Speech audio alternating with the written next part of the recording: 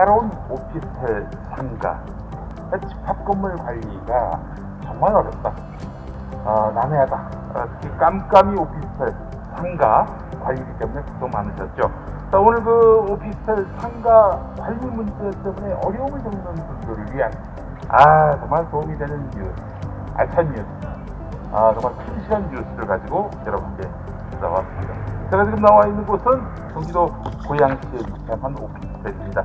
이곳에서 경기도 집합건물관리지원단 무료 현장 자문이 있어서 이제 스페셜 진행자로 찾아왔습니다. 자, 먼저 그 건물로 들어가기 전에 오늘 저와 함께 진행을 해주실 분입니다. 안녕하세요. 네. 오늘은 고지은으로 여러분 인사드립니다. 고양시에 왔습니다. 네. 고지은으로 오늘 왔습니다. 오늘만큼은 고지은으로 고지은. 함께 하겠습니다.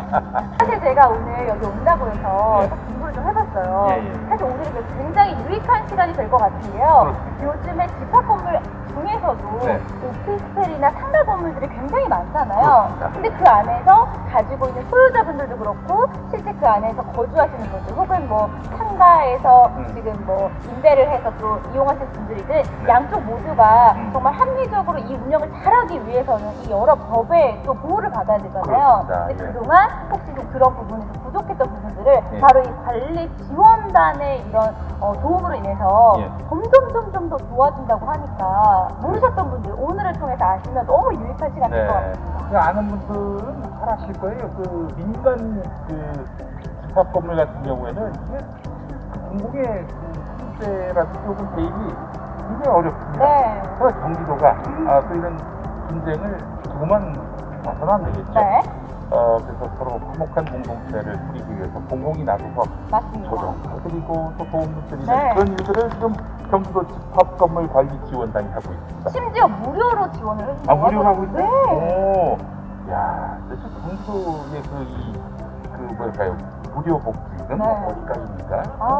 그래서 어떻게 경기도가 이렇게 집합건물관리지원단을 만들게 됐는지 네. 저희가 그 관계자분을 모셔서 네. 그 취지를 좀 들어보면 좋을 것 같아요. 알겠습니다. 예, 그래요. 아이고. 네, 안녕하세요. 반갑습니다. 이렇게 앞으로 네. 자꾸 뒤로 가셔가지고 예. 먼저 본인 소개 잠깐 부탁드릴게요. 예, 안녕하세요. 저는 경기도 건축디자인과 손연주 주무관입니다. 네, 반갑습니다, 주무관님. 네. 저희가 앞에서 이야기를 했는데 이 지원단 너무 이제 좋은 건 알겠어요. 네. 그런데 이게 어떻게 시작을 하게 됐는지 그 좀 이유가 궁금해요. 저희 오피스텔하고 상가 이제 이런 집합 건물들이 이제 관리를 하시려면은 이제 이 민사에 관한 특별법인 이제 그 집합건물법을 적용을 받고 있어요. 네. 그래서 이제 그 관리비라던가 이런 그 공용부분 관리라던가 이런 부분을 자치적으로 규약으로 만들어서 이제 운영을 하셔야 되기 때문에 네네. 좀 어려운 부분들이 있으셔서 네. 저희가 이제 무료 자문 서비스를 제공하게 됐습니다. 실제로 이런 집합 건물은 또 부동산이 사실상 그렇기도 한데 그 욕망의 집합이기도 합니다. 네, 욕망 집합 건물이라고도 네. 많이 합니다. 그렇기 때문에 사실 규칙이 없으면은 규범이 없으면은 그 자기 그 이로운 대로 아더니 습격으로 해석할 수밖에 없는 건데 이런 일들을 경기도가 대신해주고 있는. 네. 그래서 적정한 또 합리적인 그런 대안을 찾아서 분쟁이 없도록 하기 위한 그리고 좋은 공동체를 유지하기 위한 그런 방안을 마련해 주는 것이다. 그것도 무료로. 맞습니까? 맞습니다. 네, 그래요. 자, 그러면 저희가 오늘 이 관련된 여러 가지 그런 전문적인 이야기를 해주실 자문위원님들이 네. 기다리고 계시다고 또 하거든요. 있습니까? 네, 저희가 좀 이동을 거의 하면서 중간님으로 충분할 것 같은데 아니에요? 알겠습니다. 네, 가시죠. 그러면. 이동하면서 네, 집합건물관리지원단에는 뭐 변호사님도 계실 것 같고요. 네. 예, 또 누가 계십니까? 공인회계사님 계시고요. 오, 주택관리사님, 예, 건축사님, 예. 그리고 공인노무사님 이렇게 그렇죠. 5개 전문 분야로 해서 이제 전문가님들이 30분 있습니다. 야, 그러면 뭐 이런 분쟁과 관련해서는 뭐 이분들이면은 다 더 이상 뭐 시비 걸릴 일도 없고 뭐 분쟁이 해소되지 않을 여지가 없네요. 사전에 이제 분쟁을 예방하기 위해서 이제 절차라던가 이제 관리의 바람직한 방향을 설정해 주시기 때문에 많은 분들이 실제로 지원을 받으시고 감사의 메일을 저한테 좀 보내주시고 그러면 그 지원단에서 해주는 그 부분들이 어떤 것부터 어디까지 다 지원을 해주시는 거예요? 집합관리 전반이라고 보시면 되는데요. 공용부분 뭐 예를 들어서 뭐 주차장터 그 공용으로 다 공용으로 쓰시는 부분이기 때문에 혼자 단독으로 결정할 수가 없는 부분이거든요. 그렇죠. 예. 그래서 집회에서 이제 그런 부분을 결정하고 그리고 요즘 왜 흡연구역, 금연구역 이런 것들도 굉장히 예, 예민하시잖아요. 맞습니다. 그런 것들도 포함되는 거예요. 예. 예, 그런 부분은 이제 규약이나 그 자치 규정으로 따로 정해서 운영하시는 경우들이 있습니다. 뭐 네. 벌금을 매긴다던가 아, 그거는 그렇죠. 다 그 자치적으로 정하시는 부분이기 때문에 네. 그거는 이제 알아서 결정하시면 됩니다. 아니, 법에 따로 어이구 여기 좋네. 여기 어디예요? 도대체 여기야? 여기도 아까 말씀드린 공용부분입니다. 입주민들 어. 편의를 위해서 만들어집니다. 이거 오피스텔이라면 된다. 예, 오피스텔하고 이제 근린생활 상가 이렇게 어. 하도록 되어 있습니다. 그렇구요. 여기는 상가도 저분들이시군요. 네. 아이고. 이제 그럼 이제 지금까지는 우리 주무관님이 설명을 해주셨다면 네. 이제 다른 위원님들과 함께 본격적인 이야기를 좀 나눠보겠습니다. 아이고 반갑습니다. 안녕하세요. 우리 나와주신 귀중한 우리 연탄님들 한분 한분 자기 소개 좀 부탁드릴까요? 경기도 주택건물관리지원단 전문위원으로 활동하고 있는 김상입니다. 반갑습니다. 우리 주택관리사입니다. 주택관리사님. 자 그리고 네, 안녕하십니까. 이채용 변호사입니다. 인재룡 변호사님. 자 그리고 네, 안녕하십니까. 오피스텔 관리인 강준수입니다. 아 그래요. 자 알겠습니다. 그러면은 우리 전문가분들 한 30분 정도가 오셔서 이렇게 무료로 법률자분들 주시고 뭐 여러 가지 전문적인 상담도 해주시는 걸로 알고 있는데 자 그래요. 지금 이 서비스가 언제부터 시작된 겁니까? 네, 올해 3월부터 시작이 됐다고 하더라고요. 신기하네요. 아유, 저도 열심히 하고 아, 왔습니다. 네, 그렇습니다. 자, 네. 이런 사업을 시작하기 전에 어떤 뭐 사건이나 계획이 있을 것 같습니다. 아파트 같은 경우는 워낙 많은 분들이 살고 계시고 또 그 단지 안의 문제에 대해서 관심들이 많으셔가지고 네네네. 또 그 행정청에서도 여러 가지 감독을 많이 하고 있습니다. 비교적 잘 운영이 되는데 이런 아파트 이외의 이런 오피스텔이나 상가나 이런 집합 건물 같은 경우에는 그 주인분들이 실제로 거주하지 않는 경우도 많고요. 예.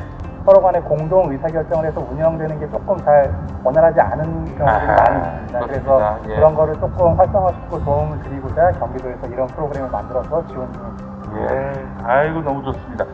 저희가 그 신청을 받았다고 해요. 경기도에서 사전에 제출해 주셨던 질의서를 소재로 저희가 좀 디테일하게 예. 고양시에 소재하고 있는 오피스에 대한 집합 건물 관리 지원 자문을 네. 저희가 본격적으로 좋습니다. 시작을 해보도록 하겠습니다. 네네네. 먼저 첫 번째 질문인데요. 지금 현재 코로나19라는 이런 변수 때문에 다수가 모이는 그런 관리단 집회를 하기가 굉장히 어려운 상황이잖아요. 그렇죠. 예. 그래서 관리단 집회를 열지 않고 뭐 카카오톡이라든지 그 밖에 SNS를 통해서 이렇게 전자적인 방법으로 공용 부분 관리에 대한 의결을 해도 되는지 여쭤보셨어요. 이래서 우리 변호사님께서 대답해 주시죠. 법론에서는 저도 적극적으로 동의하고요. 네네. 그 현행법으로는 만나서 의사결정을 하도록 돼 있습니다. 네네네. 근데 법이 예외적으로 만나지 않고 전자적인 방법으로 예. 이제 의결, 그러니까 서로 의사를 모아서 투표하는 방법을 허용하는 예외가 있는데요. 네. 그게 그 공인인증서 통해서 아. 전자적 방법으로 하는 방법이 허용이 되고요. 그래서 이 실명 인증을 하고. 맞습니다. 왜냐하면 본인이 아닌 사람이 투표에 참여하면 그게 진정한 그 주민들의 의사라고 볼 수가 없기 때문에요. 네네네. 그리고 그 또 하나 예외가 있는데요. 공인인증서를 사용하지 않고 뭐 요새 SNS나 이런 방법들이 많이 있는데 네. 이메일도 가능하고요. 그런 식으로 하기 위해서는 원칙은 안 되지만 네. 규약을 만들어서 그 규약 안에서 그런 전자적 방법으로 하는 완화된 본인 인증을 완화된 방법을 허용을 하면 그 다음부터 그런 완화된 방법을 하고 그런 규약이 없는 상황에서는 공인인증서로 본인 확인을 한 다음에 전자적 방법으로 하시는 방법을 쓸 수밖에 없습니다. 아 그래요. 그것도 규범을 만들면 되겠네요. 맞습니다. 아. 그 내년 2월부터 집합건물관리법이 개정되어서 외부 회계 감사를 의무적으로 받아야 된다고 하는데 네. 그 저희 단지도 적용이 되는지 그러면 그 전에 우리 지금 계신 그 단지 소개가 좀 필요할 것 같아요. 그 단지 좀 소개를 좀 해주시겠어요? 여기 네 맞습니다. 예, 예. 저희는 일산 고양시에 있는 그 오피스텔 건물로서 네. 1020세대가 주거 형태의 오피스텔을 저희가 관리하고 있는 단지입니다. 공동주택에서는 300세대 이상의 의무화 제도가 회계감사 제도가 이미 도입되고 있는데요. 네. 집합 건물에도 이제 그 투명성을 위해서 회계감사 제도가 내년 2월 5일부터 150호실 이상일 경우에 의무적으로 하게 돼 있고요. 불가피하게 예외적으로 이제 그 회계감사를 하지 않을 경우에는 여기에 살고 계신 분들의 3분의 2 이상의 동의를 얻어서 예외적으로 받지 않을 수도 있습니다. 네. 또 내년에 관리인 선임 신고를 의무화된다고 들었는데 저희도 해당이 되는 건지 또 만약에 해당이 된다면 언제부터 신청을 해야 되는 건지. 법에 이번에 개정된 법에 의하면 전용 소유하시는 세대가 50호실 이상인 경우에 그 의무적으로 신고를 하도록 되어 있습니다. 그러니까 당연히 이 건물은 충분히 그 충족을 하니까 신고를 하셔야 되고 법 시행일이 내년 2월입니다. 그러니까 그 이후에 여기 관할하는 지자체에다 신고를 하시면 됩니다. 그래요. 뭐 그렇게 하는 이유가 뭡니까? 아무래도 그 여러 입주민들이 그러니까 부분 소유자들이나 임차하시는 분들이 관리비를 내서 사용을 하는데 그 관리비는 공용 부분에 대해서 유지 관리를 하는 목적으로 사용이 되는데 그런 것들이 투명하게 잘 되고 있는지 여러 가지 관리 절차들이 공정하게 민주적으로 진행되고 있는지 이런 것들을 감독할 필요성이 생겨서 이번에 개정법으로 이런 집합 건물에도 행정상의 이런 관리 요소들을 새로 두게 된 겁니다. 네, 알겠습니다. 그럼 저희가 신청에 대한 이야기가 나온 김에 오늘 저희가 이 집합건물 관리 지원단을 신청하고 싶으셨던 분들 계실 거예요. 그동안 뭐 알고 계셨던 분들도 계시겠지만 맞아 이런 게 생겼구나 혹은 이번 기회에 알게 되신 분들도 계실 텐데 이 지원단의 지원 자문을 받으려면 어떻게 신청을 하면 될까요? 경기도에? 예, 그 부분 소유자분들의 10분의 1 이상의 동의를 받으셔가지고 그거를 경기도 건축디자인과에다가 신청을 하시면 됩니다. 팩스. 이거 팩스도 있군요. 이메일도 되고. 네. 팩스가 이메일. 그러면 저희가 좀 실시간으로도 좀 궁금한 점이 있으면 받아볼까 합니다. 그러면 저희가 질문을 좀 받을 동안 우리 이제 신청인께서 혹시 또 궁금한 점 있으셨으면 한번 여쭤봐 주시면 좋을 것 같아요. 공용관리 부분에 대한 의결을 할 때 이 구분 소유자와 실제 거주하는 이제 점유자에 대한 구분에서 어느 이제 구분 소유자를 우선으로 해야 될지 아니면 점유자를 우선으로 해야 될지 사실 그 부분이 명확하지 않아서 저희가 좀 아직 고민 중에 있거든요. 그래서 그 부분을 어떻게 기준을 잡고 해결해야 되는지 좀. 집합건물은 집합건물 소유 및 관리에 관한 법률이기 때문에 소유자가 가장 우선입니다. 외부에 사는 소유자도 우선이고요. 그런 그 외부에 사는 소유자들이 의사표시가 충분하게 의사표시를 하지 않았을 경우에는 관리에 관한 부분들의 관리비라든지 또는 관리인을 선임한다든지 관리위원을 뽑는다든지 그런 관리에 관한 부분들의 결정권은 여기에 특별하게 외부에 사는 소유자가 의사표시를 하지 않는 이상에는 여기 살고 있는 점유자도 의사표시를 할 수가 있습니다. 저희가 지금 댓글을 좀 보다 보니까 김은경님께서 의정부에서도 자문을 받을 수 있나요? 라고 여쭤보셨는데 경기도에 있는 모든 곳에서는 가능하겠죠? 당연합니다. 네, 경기도에 계신 모든 분들 이 자문을 아니 받아볼 수 있다고 그 합니다. 시흥시는 될 거 아니겠습니까? 경기도 안에 있는 모든 곳은 다 가능합니다. 서울시 시흥동은 어떻습니까? 서울시는 안 됩니다. 네, 또 김은주님께서 집합 건물 말고 오피스텔의 경우는 어떤가요? 라고 여쭤봐 주셨는데 이 오피스텔이 집합 건물의 하나잖아요. 그래서 아마 지금 막 방송을 키신 분들은 이 집합 건물이라는 정의에 대해서 조금 헷갈려 하시는 분들도 계실 수 있을 것 같거든요. 그래서 다시 한번 이 집합 건물이라는 것이 어떤 것인지 좀 다시 한번 설명을 해주시면 좋을 것 같아요. 그 집합건물이라는 것은 한 건물에 2개 이상의 구분 소유권이 확연하게 구분 소유권이 따로따로 관리되어 있는 것을 집합건물이라고 하고요. 저희가 조금 전에 또 질문 주셨던 거에 답변을 드렸더니 그거에 이제 대댓글을 또 달아주셨어요. 그래서 그렇다면 140호는 회계 감사가 필수가 아닌 거죠? 라고 다시 한번 물어보는데 140호는 네, 맞습니다. 괜찮은 거죠?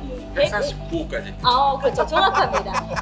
149호까지는 의무가 아니고 150호 이상부터 이제 의무라고 하니까요. 의무는 아닌데 네. 50호 이상, 150호 이하 예. 그 범위 내에서는 네. 부분 소유자들 5분의 1이 요구하면 회계 감사를 또 할 수가 있습니다. 그래요.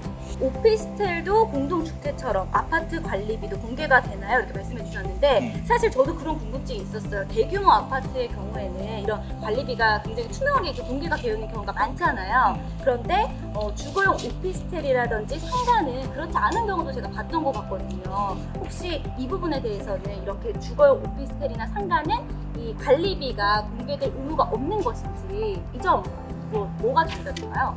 제가 알기로는 경기도든 서울이든 그런 부분들에 대해서 일정 부분 케어도 하고 있고 공개를 유도하고 있고 또 그런 사이트를 만들어서 좀 공개를 하도록 준비 중에 있는 걸로 알고 있습니다. 네. 그렇죠. 이제 이런 좋은 자문단이 이제 생겼으니까 지원단이 생겼으니까 여러분 많이 신청하세요. 이런 또 의미로 저희가 하고 무료입니다, 무료예요. 그러니까. 세상에. 그러니까 지금 저기 경기도에서 네. 오피스텔, 뭐 아파트, 하여간 이 집합 건물에 계신 분들 중에서 네.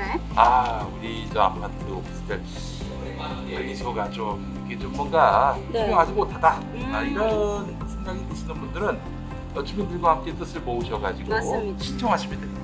네. 말씀해 주시는 순간 또 이제 궁금한 점이 질문으로 올라왔습니다. 네네네.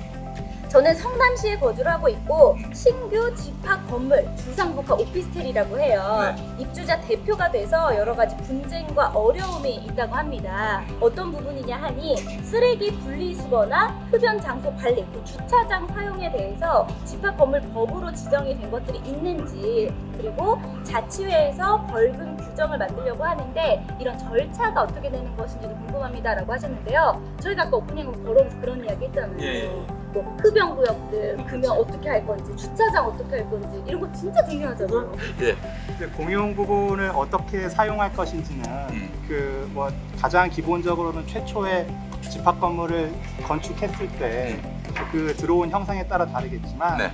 이제 뭐 구체적으로 그 살다 보면 조금씩 변경이 있을 수 있고 네. 서로 입주민들 사이에 어떤 식으로 의사결정이 뭐 결정이 될 수가 있을 텐데 기본적으로는 어떤 특정 관리 방법에 대해서 서로 의사가 다를 수가 있기 때문에 그렇지. 예. 그 4분의 3 그러니까 구분 소유자들 및 그 의결권 면적 비율로 하는 의결권의 4분의 3 이상으로 규약으로 정해야지 그 방법대로 사용할 수 있다 이렇게 보시면 되고요. 네네. 아까도 이제 SNS 말씀이 나왔습니다만 요새는 다 모여가지고 이렇게 하기가 굉장히 어렵습니다. 그렇습니다. 그래서 제가 이 자문단 하면서 매번 겪는 어려움이 네. 관리단 집회를 하기가 어렵다는 게 다 공통적으로 하시는 말씀이거든요. 예. 그래서 그 다 모이시기가 어려우면 아까 말씀드린 것처럼 규약에 SNS나 이런 하는 방법을 정해놓고 그다음부터는 SNS로 하셔도 되고 근데 그렇지 않다라고 하면 서면으로 80% 이상의 서면 동의를 받으면 또 그게 그렇지. 모여서 의결한 거랑 똑같은 효력으로 효력이 인정이 있습니다. 되거든요. 예. 네, 그런 방법으로 공용 부분의 활용 방법에 대해서 정하시면 됩니다. 네.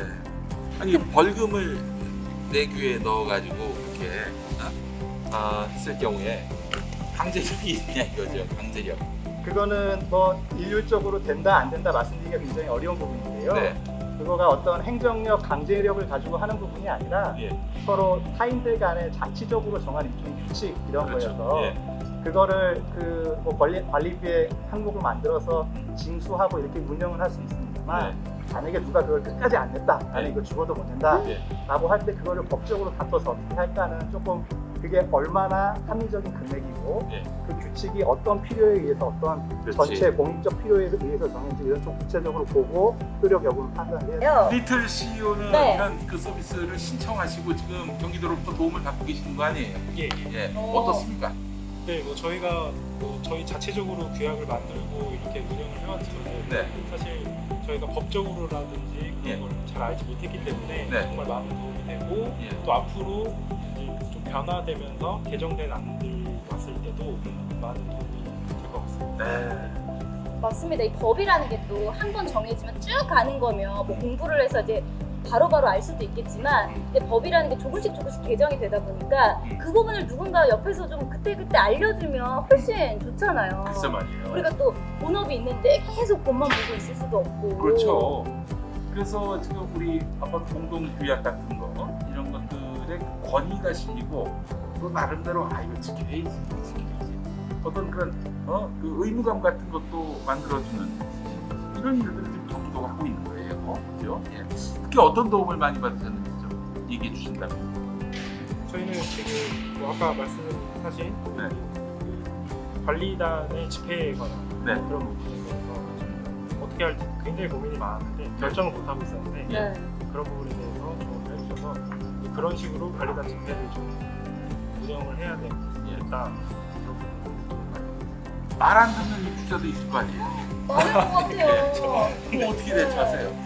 그래도 이제 관리 규약이라는 게 이제 저희가 더불어 같이 사는 그런 거에 일종의 약속이기 때문에 네. 아까 말씀하신 것처럼 뭐 법으로 강제할 수 있는 부분도 아니고 예.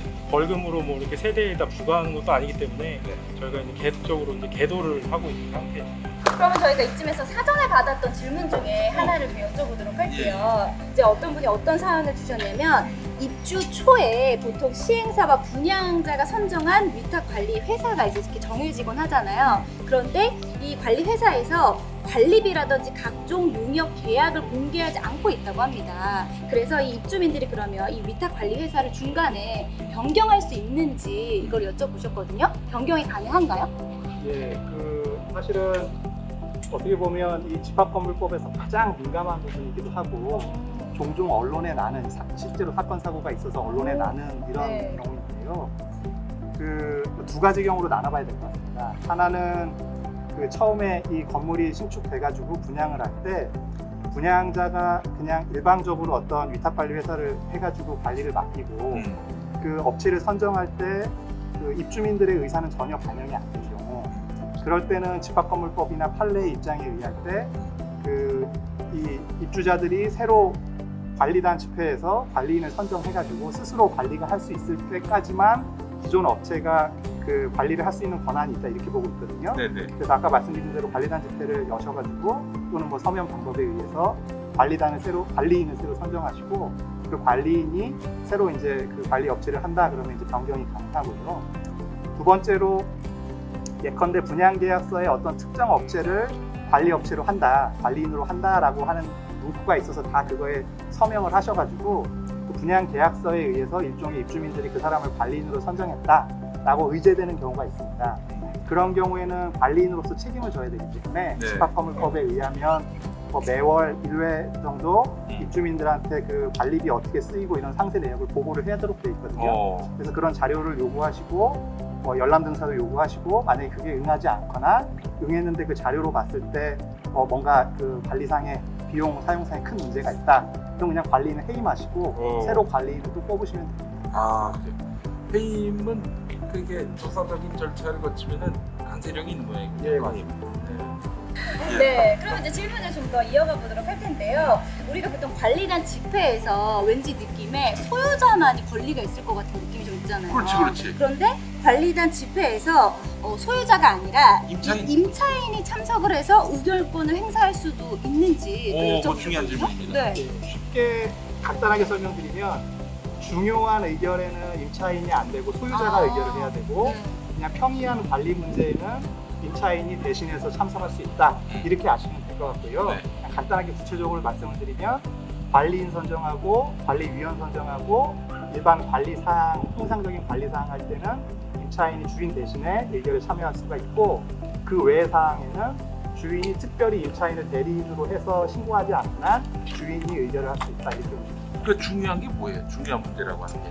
아까 말씀드린 규약을 제정하거나 개정하는 문제 아니면 이 공용 부분을 뭐 지금은 이게 휴게 공간인데 예컨대 여기 화장실을 짓거나 뭐 그렇지. 공원을 짓거나 해서 비용이 많이 든다든가 뭐 그런 중요한 문제들에 대해서는 주인들의 그 자기 소유권에 큰 영향이 있기 때문에 재산권 보호를 위해서 주인이 직접 참여를 합니다. 아, 재산권 보호가 여의치 않을 경우 재산권 침해가 우려될 상황은 그 소유주의, 네, 소유주. 소유주의 그 견해가 들어가야 된다는 얘기인데, 자, 근데 임차인이 만약에 그 관리비를 내야 하는데 관리비를 미납한 경우에는 소유자가 연대 책임을 지는 겁니까? 아니면 어떻게 미납한 임차인에게 다 뒤집어 씌우는 거가 되는 겁니까? 이런 일들은 꽤 많을 것 같아요. 예, 맞습니다. 이것도 규약에 따라 다른데요. 예. 만약에 대부분의 우리 그 경기도가 쓰는 표준 규약도 그렇고 대부분의 규약에는 그 소유자하고 점유자, 그러니까 임차인하고 공동 연대해서 책임을 지도록 정하고 있습니다. 그래서 뭐 그 규약이 있으면 아무 문제 없이 둘이 그냥 책임을 지면 되는데요. 만약에 그런 규약이 없다라고 하면 결국 법에 따라갈 수밖에 없는데 그 경우에는 공용 부분에 대한 관리비는 임차인과 소유자가 공동해서 책임을 지지만 그냥 전유 부분, 임차인이 혼자 자기가 살면서 뭐 전기세, 수도세 내고 혼자 사는 전유 부분에 대한 관리비는 현재 판례상으로는 주인한테는 책임이 없다라는 게 현재 판례입니다. 그래요. 그 엘리베이터 점검 또는 교체 주기 등 관리인이 알아야 할 시설물 점검과 교체 주기 이런 것도 좀 상식 삼아서 알 필요가 있을 것 같아. 네. 집합 건물에서의 엘리베이터 관리 부분은 네. 일단은 그 엘리베이터 승강기 안전 관리자라고 있는데요. 네. 승강기 안전 관리자가 매월 점검하게 돼 있습니다. 매월 점검하게 되는데 그런 부분들은 보통 용역회사를 통해서 전문적인 관리하는 용역회사를 통해서 월 점검을 하고 있고요. 그 우리 그 개인들이 할 수는 없죠. 그 엘리베이터 점검을. 자격 있는 분을 채용을 해서 네. 그분이 월 점검할 수도 있습니다. 아 그래요? 네, 그리고 이제 1년에 한 번씩 승강기 안전관리공단에서 네. 전체적인 기계 시스템이나 이런 것들에서 정밀 점검을 매년마다 실시를 하고 있습니다. 아 그렇죠. 네, 그리고 15년 이상이 되면은 또 정밀 점검이라는 대상이 돼가지고요. 승강기를 이제 교체해야 될지 아니면 계속 사용할지 이런 부분들에 대해서 전문적으로 또 점검을 하게 됩니다. 그 여담 삼아서 좀 여쭤보면은 그 요즘 초고층 아파트들이 많이 생겨요. 뭐 저희 동네만 벌써 30층 넘어가는 아파트가 생길 지경인데 그러면은 그 엘리베이터 교체가 쉽지 않겠어요. 지을 때는 좋았는데, 예. 근데 많이 들어있죠. 예, 돈 많이 들어가고 그 비용은 누가 됩니까? 이거는 보통 그 건물의 소유자가 부담하는 부분들을 네. 장기수선 충당금이라는 제도가 있고요. 또 집합 건물에서는 장기수선 적립금이라는 제도가 이번에 2월 5일부터 정식적으로 법 내용에 포함이 됩니다. 네. 그리고 보통 수선. 유지 관리에 관한 부분들은 수선 유지비라는 것이 있는데요. 네. 그런 것들은 공용 부분의 유지 관리 보수에 대한 것은 일상적인 수선 유지비로 처리가 되고요. 소유권에 관한 승강기 전체를 교체한다든지 주요 건물을 교체한다든지 이럴 경우에는 소유자 부담인 장기수선 적립금을 사용하게 될 겁니다. 네, 지금 이제 수선 유지비와 수선 적립금에 대한 차이까지 말씀해 주셨는데, 그러면 저희 오늘 이제 한 분 한 분 우리가 이 지원단을 이제 함께 하게 된 거잖아요. 집합건물 관리 지원단이 생기면서 내가 좀 해보니까 이런 점이 가장 좋더라. 좋은 점 한 가지씩 좀 말씀해 주시면서 오늘 자, 마무리하면 좋을 것 같거든요. 지원단 단원으로서 네. 이 일하면서 내가 보람을 느낀다. 그러니까요. 왜 진작에 이걸 안 했나 그런 생각도 드실 것 같고요. 예.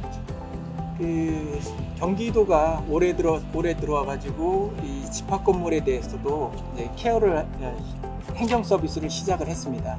그런데 이제 그게 총 지금까지 한 50건이 지금 진행이 됐고요. 아까 말씀드린 것처럼 15,000동에서 물론 이제 많지는 않지만 이제 시작했다는데 다른 데보다도 경기도가 선제적으로 이런 서비스를 시작하는데 굉장히 큰 의의가 있고요. 이렇게 해서 분쟁이 일어나는 곳을 사후에 처리하는 것이 아니라 이렇게 사전에 미리 전문적인 서비스를 통해서 분쟁을 최소화시킬 수 있다라는 이런 좋은 제도를 도입한 것에 대해서 굉장히 고맙게 생각하고 있습니다. 네. 그리고 보람으로 느끼고 있습니다. 5월 초부터 계속 이제 그 자문단 회의 참석하면서 점점 느끼는 건데, 사실 법으로는 제도로는 어떻게 내가 소유하고 있는 내가 살고 있는 이 단지를 어떻게 관리하고 어떻게 바꿀 것인가 제도는 있는데 그런 거에 대해서 잘 모르시는 분들이 많아요. 근데 사실 어떻게 보면 이게 그 여러 단체의 의사결정에 참여하는 어떤 현실적인 피부로 와닿는 민주주의인데 이게 잘 되지 않는 부분인데, 이런 것들을 제도에 대해서 다 알려줌으로써 자기가 참여해서 자기가 현실적으로 속해 있는 환경을 바꿀 수 있는 뭐 여러 가지로 좋은 도움이 되는 제도라고 그렇게 생각을 하고 있습니다. 네. 사실 뭐 규약이 다 있긴 한데 사실 우리가 법이 있다고 그래서 뭐 수사기관이 불필요하고 사법기관이 불필요한 건 아니잖아요. 네, 왜냐면 법을 해석하는 각자의 시각과 또 이해가 다르니까. 맞습니다. 마찬가지로 우리 아파트에 그 규약이 있다고 해서 그게 만능이 아닙니다. 네. 그래서 보다 이 공동체의 평화와 또 민주주의가 잘 지켜지기 위해서는 집합 건물 관리단 네. 경기도에서 주관하고 있는 이 사업들이 많은 분들에게 알려지고 또 활용되면 얼마나 좋을까. 그럼 살기 좋은 경기도가 되는 거예요. 그럼요. 살기 좋은 게 꼭 뭐 의리의리한 경기. 너무 좋아 의리의리. 네, 깜짝 놀랐습니다. 네. 너무 좋더라고요. 의리의리한 것만이 아니라 네. 같이 이제 이 안에서 공동체를 이루는 사람들끼리 평화롭게 또 서로 그 도와주고 밀어주고 이끌어주고 키워주고 띄워주고 예 이런 그 서로의 그 관계가 네. 아주 용이하게 형성된다면은 그러면 그거야말로 정말 살기 좋은 거죠. 예. 그래서 저는 경기도 집합건물 관리단 네. 정확한가요? 관리 지원단. 관리 지원단. 네. 이거는 뭐 기본적으로 도민들에게 유익을 드리는 것도 있지만은 이 공동체 평화를 위해서 공공인 경기도청이 나서서 적극적으로 뒷받침해 드리는 것이다. 이렇게 해석하시면 될 것 같아요. 맞습니다. 이제는 뭐 예전처럼 전원주택에 사시는 분들보다도 여러 명, 수십 명, 수백 명이 다 함께 사는 그런 집합 건물들이 워낙 많기 때문에 네네. 그래서 더 이때 중요한 제도 중에 하나가 아닐까 싶은데요. 이제 막 올해 3월부터 시작이 됐으니까 이제 1년이 채 안 됐잖아요. 네. 아마 내년 1년쯤이 되면 그때는 훨씬 더 많은 분들이 이 지원단의 자문을 받고 계시리라 생각이 되고요. 네. 우리 마지막으로 리틀 리틀 CEO님께서 예. 아무래도 그 자문을 받고 계신 당사자이기 때문에 가장 좋은 점 이게 진짜 너무너무 좋더라. 이 한 말씀 마지막으로 들으면 좋을 것 같습니다. 그 집합 건물법에 따라서 이제 규약도 만들고 운영을 하고 있지만 그 법에 저희가 전문가가 아니다 보니까 네. 그 법에 대한 해석이라든지 분쟁이 일어나기 전에 이제 규약을 손봐야 되고 제도를 이제 정립해야 되는 부분이 가장 어려웠거든요. 그래서 법률적으로 아니면 그 운영에 관해서 이제 자문을 받는 게 저희는 가장 큰 도움이 됐습니다. 네. 그게 없었다면 못했을 것 같아요. 경기도 그 공동주택 지원관리단이 네. 만약에 없었다면. 없었다면 이제 저희 관리위원들끼리 이제 이 머리를 싸매고 이제 계속 시간이 많이 지나면 사실 관리단에서 어떤 결정을 내리지 못하면 입주자들이 그 피해를 고스란히 가져가는 거거든요. 네. 저희가 좀 많이 죄송스러울 뻔했습니다. 아 그래요. 여러분 제가 추가적으로 하나 더 말씀하시죠. 아쉬운 예. 말씀드리면 이러한 그 훌륭한 그 서비스가 행정 서비스가 제도화될 수 있도록 법률적으로 좀 더 뒷받침이 지금 현재는 이게 경기도에서 자체적으로 이렇게 진행을 하고 있는 프로그램이거든요. 근데 이런 부분들이 법규의 내용에 담아서 반영될 법에 수 없습니까? 있어요. 네, 현재 그러니까 강제성은 아닙니다. 네, 그런 부분들이 조금 더 법규로 보완됐으면 하는 바람입니다. 어떻게 법이 그 만들어져요? 집합건물법에 이러한 행정 서비스를 할 수 있는 제도적으로 행정적으로 그 지원을 할 수 있는 물론 이제 그 법 체계 자체가 인사에 관한 특별법이기 때문에 조금 사적 자치 그런 부분들이 좀 충돌하는 그런 면도 있긴 하지만 네. 실질적으로 이렇게 거주하고 계시는 그런 곳의 행정 서비스를 적극적으로 지원할 수 있는 그런 그 조항이 좀 마련될 수 있는 바랍니다. 그래요. 지금 그러니까 경기도가 그 예산을 써서 이렇게 운영하지만 아직 법적으로는 이 공식화된 건 아닌 상황이라고 말씀드리죠. 예, 거의 그 경기도만이 아니라 전국 방방곡곡에 이렇게 지원 서비스가 이루어지게 된다면은 그러면 전국이 또 평화로워질 거 아니겠습니까? 네. 예. 다시 한번 좀 소개해드리면은 네. 이 입주민이 신청하시면 됩니다. 입주민이 신청하시면 되는데 뭐 관리인도 되고 그리고 소유자도 좋고 임차인도 좋고 다만 혼자서 지원해서는 안 되고 10분의 1 이상의 동의를 받으셔야 됩니다. 예, 각 호별로 10분의 1 이상의 동의를 받으셔서 경기도 홈페이지에 있는 신청 서식에 맞게 경기도 건축디자인과로 신청하시면 되겠습니다. 네. 뭐 요즘은 뭐 이 정도야 아주 쉽게 금방금방 할 수 있잖아요. 네, 그렇죠. 예전처럼 꼭 내가 직접 거기까지 가야 되는 것이 아니라 저희가 인터넷으로도 충분히 신청이 가능하기 때문에 네. 여러분들 망설이지 마시고 많이 지원해 주시면 좋을 것 같습니다. 네, 이메일로 팩스로 네. 신청하시면 되겠습니다. 맞습니다. 오늘 이렇게 경기도 집합건물관리지원단 찾아가는 자문을 함께 해봤는데요. 함께 해주신 우리 주택관리사 김성일님, 그리고 임채룡 변호사님, 그리고 리틀 CEO님까지 이렇게 오늘 이 가을 햇볕을 저희가 아주 뜨겁게 맞으면서 이쯤에서 저희 오늘 찾아가는 경기도 집합건물관리지원단 현장 자문 여기서 마치도록 하겠습니다. 다시 한번 알려드립니다. 네. 입주민의 10분의 1의 동의를 구하시고 서명 받으셔가지고 경기도 건축디자인과에 신청을 하시면 되겠습니다. 새로운 경기 공정한 세상! 마치겠습니다.